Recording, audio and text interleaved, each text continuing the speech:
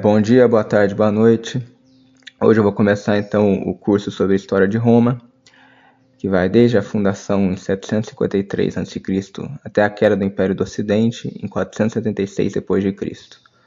Bom, as fontes que eu vou usar para fazer esse curso são basicamente o livro do Edward Gibbon, de 1776, Declínio e Queda do Império Romano, o livro SPQR, Uma História de Roma Antiga, de 2015, da Mary Beard, alguns artigos e algumas outras fontes.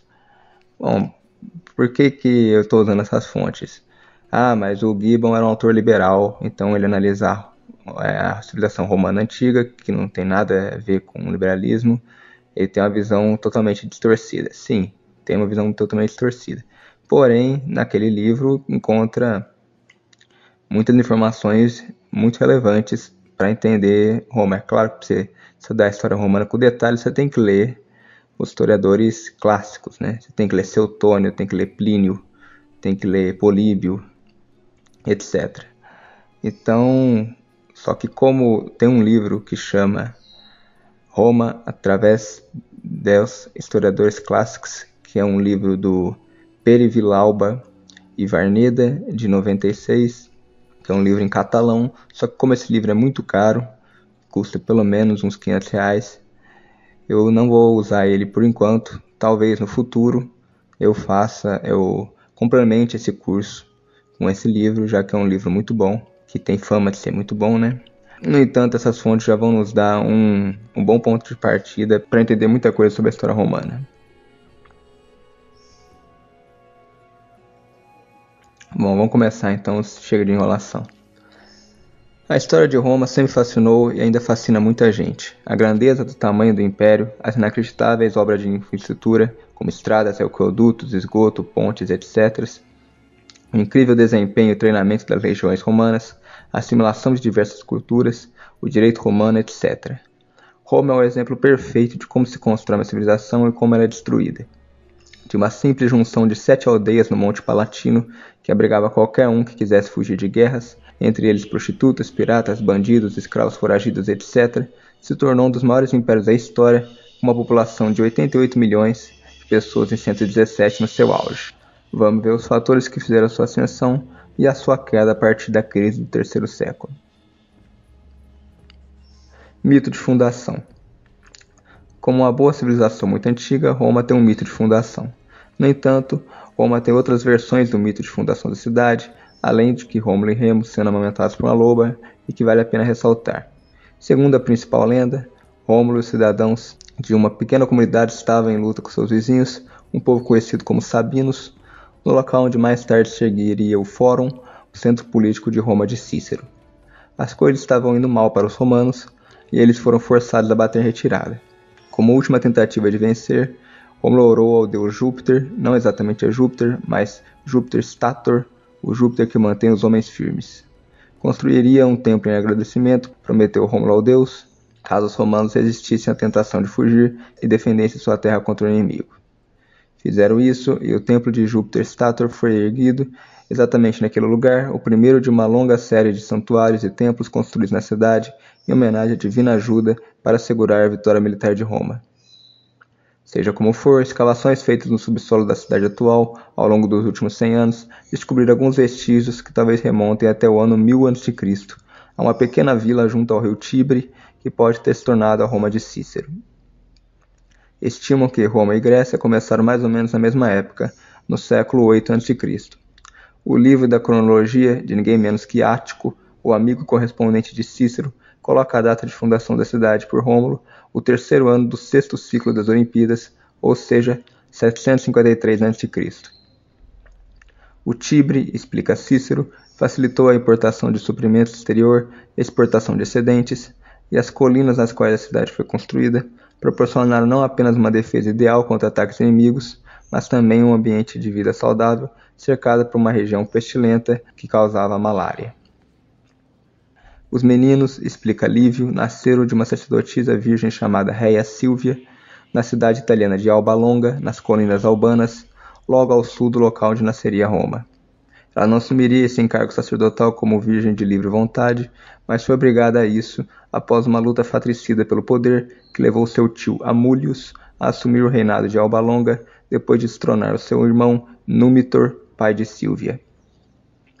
Amulius, então, usou a proteção do sacerdócio, uma honraria ostensiva, para evitar a incômoda aparição de qualquer herdeiros e rivais provenientes da linhagem do irmão. Essa precaução acabou se mostrando inútil, pois Réia Silvia logo ficou grávida.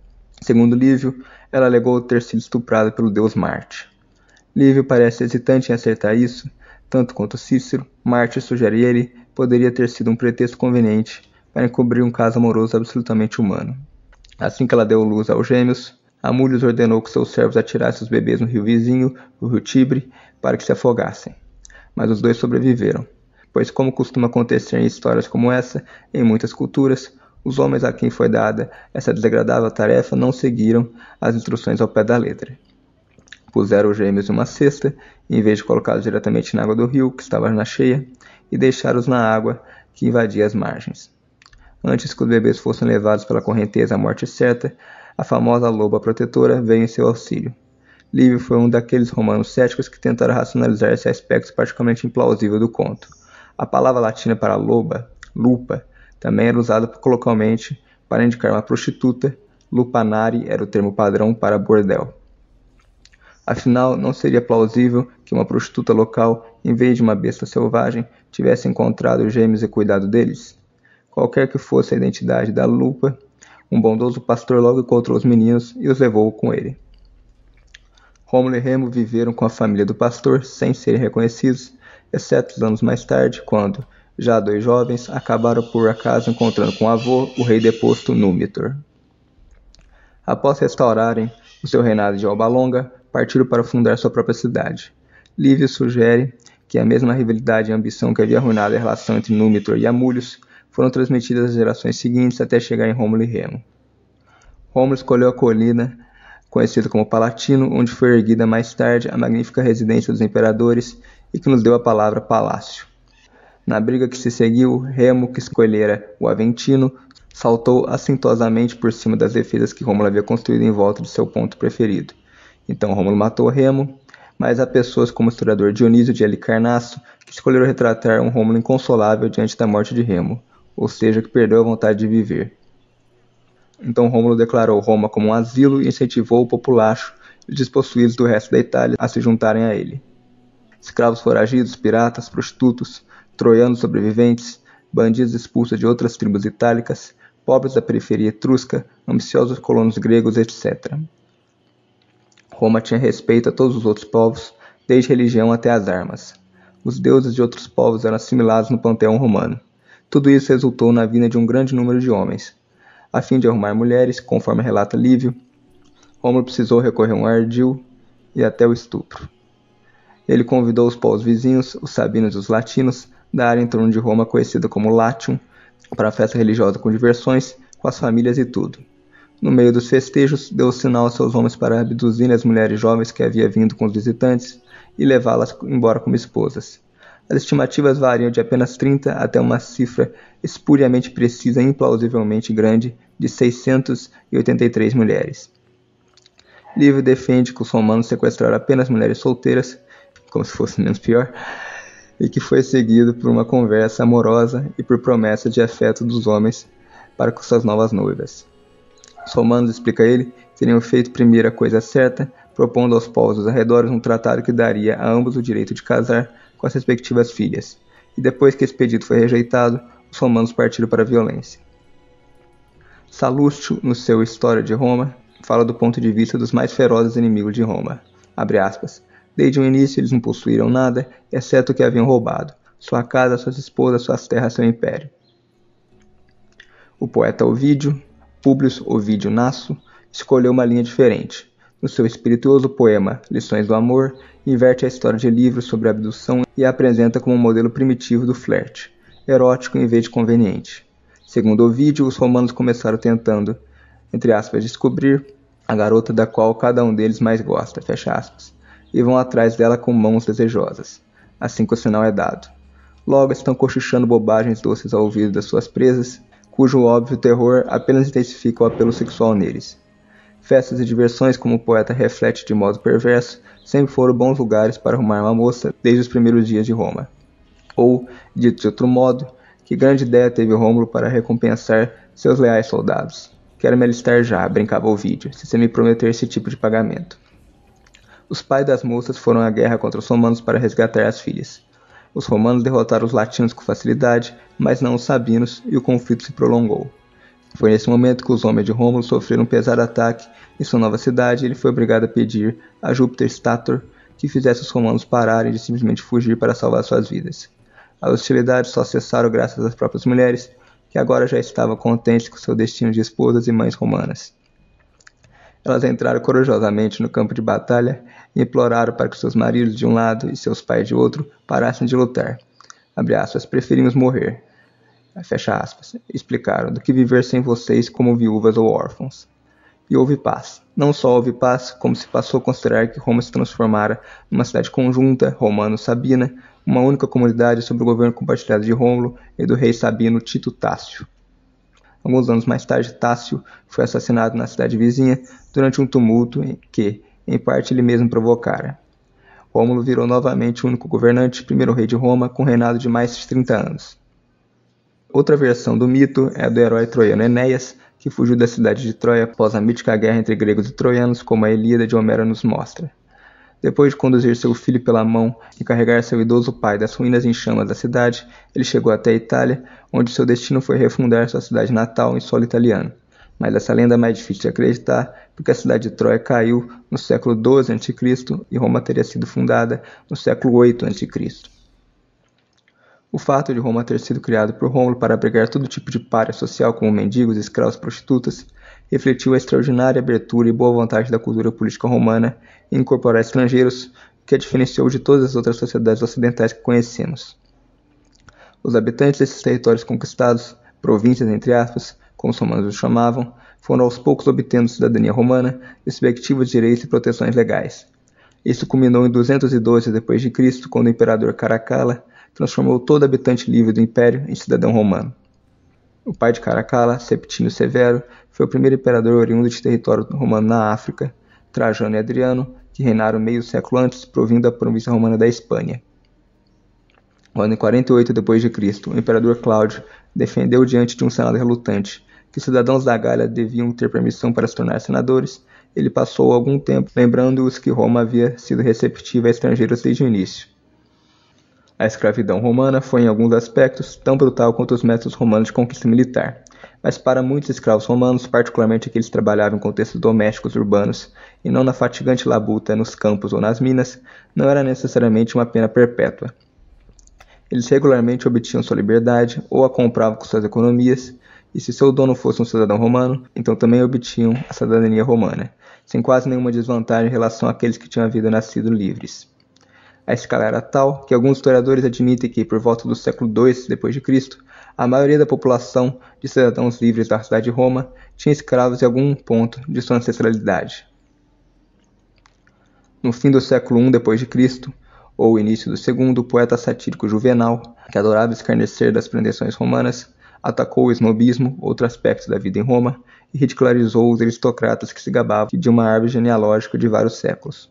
Ele termina um de seus poemas com uma estocada nas origens de Roma, em que se baseia toda essa arrogância final. Roma era desde seus primórdios uma cidade composta por escravos e fugitivos. Quem quer que fosse seu ancestral mais antigo, ele seria ou um pastor ou algo que eu preferiria não mencionar. O nome Rômulo também pode ser considerada uma forma criativa de construção baseada em Roma. Ou seja, o nome Rômulo foi apenas o arquétipo de, entre aspas, Senhor Roma. Enéas passou a ser visto como fundador não de Roma, mas de Lavínio. Seu filho Ascânio foi posto como fundador de Alba Longa, a cidade onde Rômulo e Remo foram expulsos antes de fundarem Roma. Um bom exemplo é um ritual que tinha lugar na cidade todo ano em dezembro, conhecido como Septimontium, 7 colinas. O que acontecia nessa celebração não é muito claro, mas um erudito romano observou que Septimontium era o nome de Roma antes de se tornar Roma. E outro deu uma lista das colinas envolvidas nesse festival: Palatium Velia, Fagultal, Subura, Sermalus, Ópios, Caelius e Cispius. Em termos básicos, os enterros mais antigos no Fórum devem ter ocorrido por volta de 1000 a.C. As cabanas do Palatino são de cerca de 750 a 700 a.C., um número que tem fascínio de estar bem próximo a 753 a.C. Por volta do século 6 a.C., Roma era uma comunidade urbana, com um centro e alguns edifícios públicos. Antes disso, para as fases mais antigas, temos suficientes achados esparsos relativos ao período central da Idade do Bronze, entre cerca de 1700 e 1300 a.C., para sugerir que algumas pessoas moravam no local, em vez de simplesmente passarem por ali. Quanto ao período intermediário, podemos ter relativa certeza de que vilas maiores se desenvolveram, provavelmente a julgar pelo que ficou nos túmulos, com um grupo cada vez mais rico de famílias da elite, e que em algum momento essas se uniram em uma única comunidade cujo caráter urbano ficou claro por volta do século 6 a.C. Roma já tinha contato com o mundo exterior, porque nas escavações romanas foi encontrado um bracelete de marfim de uma menina num cemitério e a cerâmica grega feita em Corinto ou Atenas. Há também sinais de ligações com o norte, na forma de umas poucas joias e ornamentos em âmbar portado. Não há pistas de como eles chegaram ao centro da Itália, mas indicam contatos diretos ou indiretos com o Báltico, de onde provinha esse âmbar. A Península Itálica, entre 1000 e 600 a.C., é extremamente variada. Havia muitos povos independentes, com tradições culturais, origens e línguas diferentes. Os mais bem documentados são os assentamentos gregos no sul, cidades como Cumae, Taranto, Nápoles ou Neápolis, fundadas a partir do século VIII a.C., por imigrantes de algumas das maiores cidades da Grécia, convencionalmente conhecidas como colônias, mas que não eram colônias no sentido moderno da palavra. Os etruscos ao norte, passando pelos latinos e sabinos às portas de Roma, até chegarmos ao sul com os oscanos, que constituíam a população original de Pompeia, e os samitas mais adiante. O desenvolvimento, partindo de assentamentos esparsos até chegar a uma comunidade urbana, que quase podemos detectar em Roma, parece ter acontecido mais ou menos na mesma época por toda a região vizinha no sul. Reino de Roma, 753 a 509 a.C. Tito Livio lista que 7 reis comandaram Roma durante esse período: Rômulo, Numa Pompílio, Túlio Hostílio, Anco Márcio, Tarquínio Prisco, Sérvio Túlio e Tarquínio Soberbo. Os reis não assumiam de forma hereditária, mas eram eleitos pelos patrícios, que era a aristocracia, que decidiam o novo rei com base em candidatos ao trono. Os reis tinham poder militar, político e religioso, porém não tinham absolutamente poder legislativo, pois qualquer lei que o rei fizesse tinha que ser aprovada no Senado. Os romanos, que eram um grupo de famílias com antepassado em comum e que praticavam a mesma religião, constituíam uma gens, um clã patrilinear, gens Fábia, gens Cornélia, por exemplo. Por sua vez, várias gentes formavam uma cúria. O agrupamento dessas associações de descendentes formaram as tribos, que se reuniram e formaram cidades, e por último deu origem ao Estado. Durante o reino, temos uma ênfase quase completa no direito privado, e o pater familias, ou pai de família, era considerado juiz, rei ou sacerdote dentro de seu lar. A união de várias famílias formava uma cúria. A fonte do direito privado era o costume. Com a República, de 509 a 27 a.C., passa a ter um enfoque maior no direito público, que vai se basear na democracia ateniense em grande parte. Isso só vai piorar até virar o completo coletivismo do Império, de 27 a.C. a 476 d.C.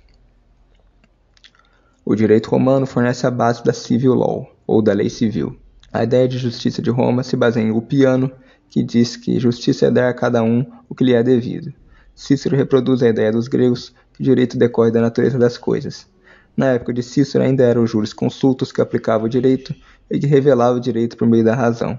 O jurisconsulto era uma pessoa que tinha sabedoria prática a respeito do direito e não era um servidor público como um pretor.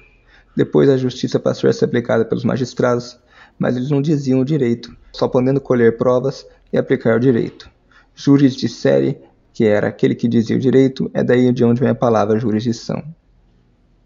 O exército romano era formado por legiões, que por muito tempo o alistamento foi voluntário. Rômulo começou recrutando voluntários das 3 tribos que formavam o reino. A primeira legião era formada por 3.000 de infantaria e 300 cavaleiros, escolhidos entre a população romana entre 17 e 46 anos de idade. Os soldados não eram remunerados e ainda precisavam pagar por seu equipamento e armamentos, sendo os mais ricos os cavaleiros e os mais pobres a infantaria. Os primeiros salários, entre aspas, dos soldados surgiram a partir do século V a.C., já na República, mas eram muito escassos e os soldados enriqueciam geralmente com espólio de guerra. O exército romano era formado por uma guarda voluntária de pequenos proprietários, os plebeus. E foi assim até as reformas de Caio Mário em 107 a.C., onde os pequenos proprietários eram suficientemente prósperos para custear suas armas e armaduras, e depois das campanhas militares, eles voltavam para suas terras para se dedicar ao cultivo e à criação de animais. Há uma inscrição em pedra em latim arcaico, no final do século VI a.C., ou início do V, descoberta em 77, um local a cerca de 65 km ao sul de Roma, que é um dos maiores indícios que havia uma milícia privada na cidade, ainda no reino. Está escrito uma dedicatória ao deus Marte, aqui, no latim na época, indicado pela palavra Mamartei, dos Suadales de Publius Valerius, aqui Popliosio Valesioso, na primeira linha. Talvez um dos semi-lendários cônsules do primeiro ano da República, Publio Valério Publicula, que em latim é Publius Valerius Publicula. Os romanos sabiam que existiam deuses, mas a religião humana não se preocupava com a moralidade ou a salvação pessoal. Os romanos faziam rituais que tinham o propósito de manter boas relações entre Roma e os deuses, assegurando sucesso e prosperidade. O sacrifício de animais era recorrente, e alguns rituais eram tão malucos, como o da festa de Lupercalia, onde homens jovens corriam nus na cidade, açoitando qualquer mulher que encontrasse pela frente. Havia a figura das virgens vestais, que eram sacerdotisas do politeísmo romano, e deviam manter o voto de castidade com risco de pena de morte.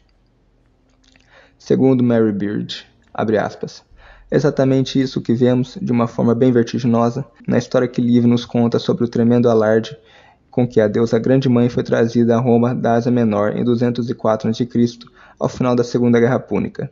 Um livro sobre oráculos romanos que se supunha remontar ao reinado dos Tarquínios, recomendava que a deusa Cibele, como era também chamada, fosse incorporada ao panteão romano.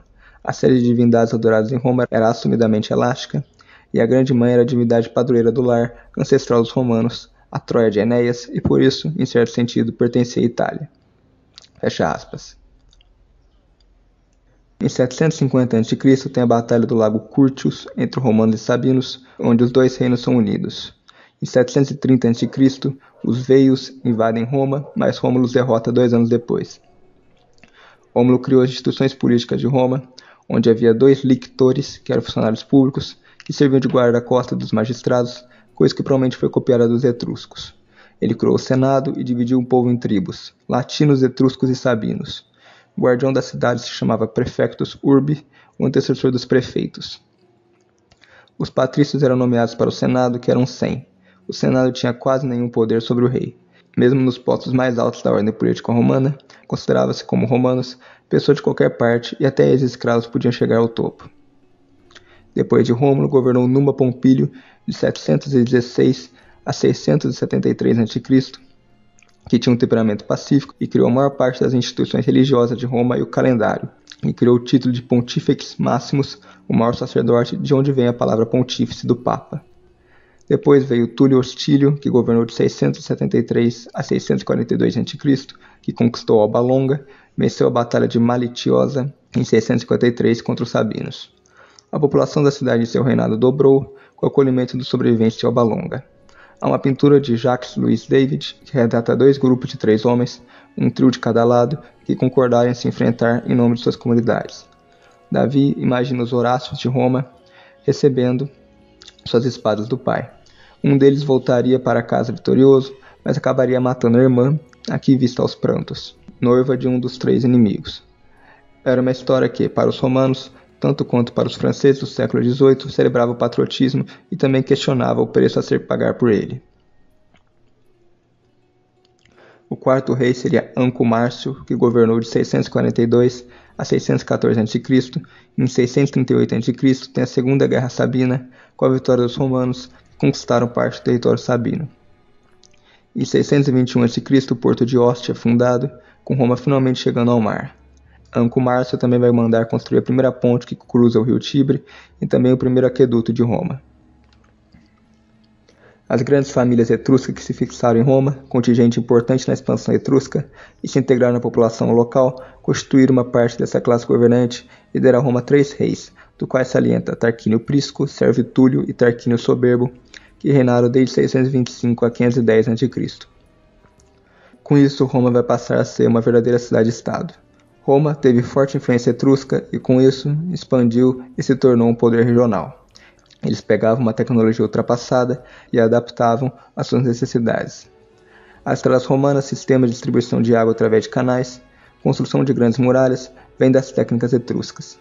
O primeiro grande feito de engenharia romana foi por volta de 600 a.C., por ordem do rei Tarquínio Prisco, a Cloaca Máxima, um grande sistema de esgotos que funciona até hoje. Os ductos subterrâneos dos esgotos também eram usados para drenar a água pantanosa entre os vilarejos de Roma. No entanto, vale lembrar aqui que os etruscos não formavam um único estado, e sim vilas e cidades independentes que partilhavam uma língua e cultura artística em comum. O primeiro dos reis etruscos é Tarquínio Prisco, que governou de 614 a 579 a.C. Em 608 a.C. tem a Guerra Latina, e em 591 a.C. outra Guerra Sabina, ambas com a vitória dos romanos. Tarquínio criou o Fórum Romano e os Jogos Circenses, e o primeiro Circus Máximos, um hipódromo onde eles adaptavam as bigas de guerra, criando as corridas de cavalos. Em 600 a.C. é fundada a Cloaca Máxima, um grande sistema de esgotos que funciona até hoje. Além disso, ele aumenta o número de soldados efetivos no exército e aumenta o número de senadores para 300. Em 579 a.C. assume Sérvio Túlio, que governaria até 535, sendo morto por seu sucessor Tarquínio Soberbo. Sérvio Túlio foi um reformador político e inventor do censo romano, e assim como seu sucessor, parte dos reis que foram populistas ao invés de aristocráticos. Ele abandonou a divisão por tribos feita por Rômulo e dividiu a cidade em distritos e população em classes sociais. O exército também passou por uma mudança, e os soldados eram atribuídos a uma função de acordo com a classe social que pertenciam. Já Tarquínio Soberbo era um clássico rei absolutista, entre aspas, que matava seus rivais sem piedade e explorava o povo de forma cruel, obrigando-os a trabalhar nos seus fanáticos projetos de construção.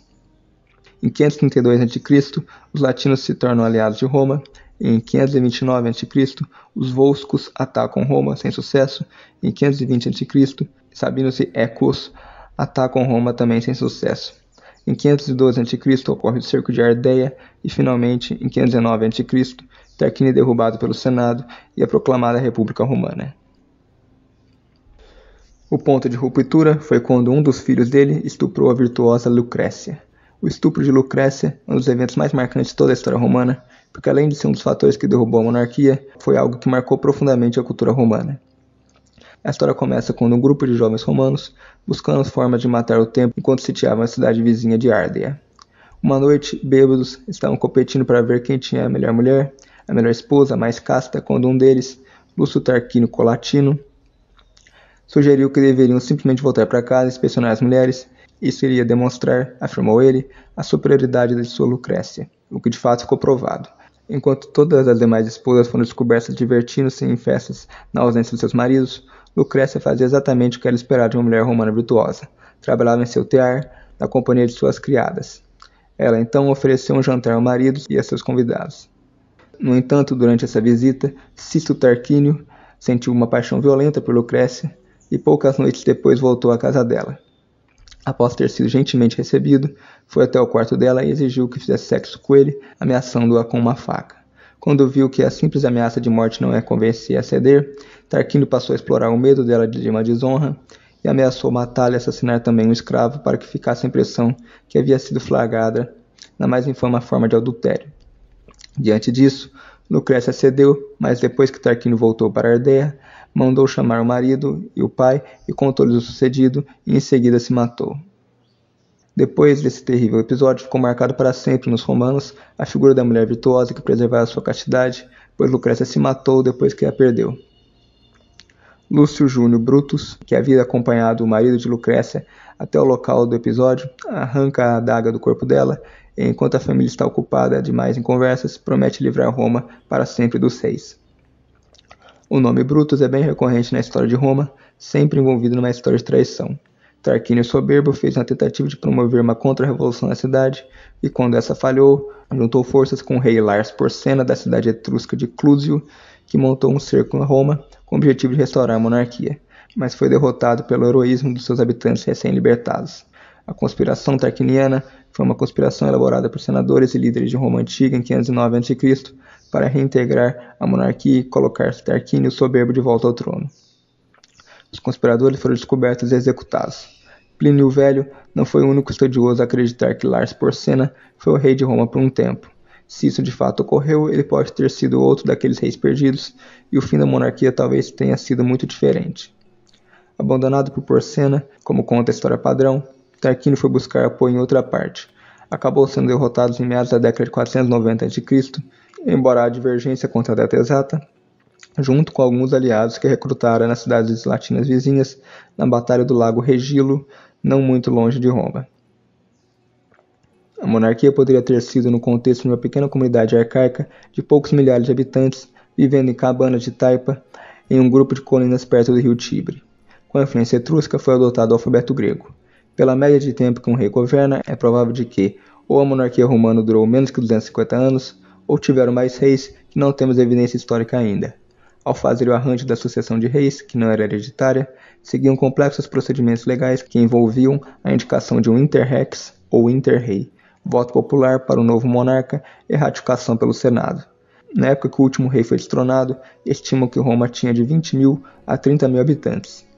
Outros já estimam que em 500 a.C., apenas 9 anos depois da República ser proclamada, Roma já tinha 130 mil pessoas, sendo mais ou menos o número de habitantes das cidades gregas de Atenas ou Corinto. Sobre a origem dos reis, dizia-se que Numa, assim como Tito Tácio, era sabino, Tarquínio Prisco era da Etrúria e filho de um refugiado da cidade grega de Corinto, Servo Túlio era filho de um escravo ou no mínimo de um prisioneiro de guerra. Por volta do século VI a.C., Roma já era uma comunidade urbana pequena. Já haviam sido feitas algumas obras de drenagem para prevenir inundações da cidade, e a cidade era murada desde Sérvio Túlio. A Via Salária foi uma das principais estradas em Roma, que ia desde a muralha serviana em Roma até Castrum Troentino, na costa do Mar Adriático, perfazendo 242 km. A estrada tem esse nome por causa que os sabinos a usavam para transportar sal do Mar Adriático até a bacia do rio Tibre, e alguns historiadores consideram que a Salária e o comércio do sal estiveram ligados à origem de Roma. No entanto, as estradas romanas até a construção da Via Ápia, em 312 a.C., eram de terra e não as que conhecemos hoje pela sua maravilhosa engenharia. Bom, então é isso, o vídeo já está muito grande. Obrigado a todos que assistiram, até mais.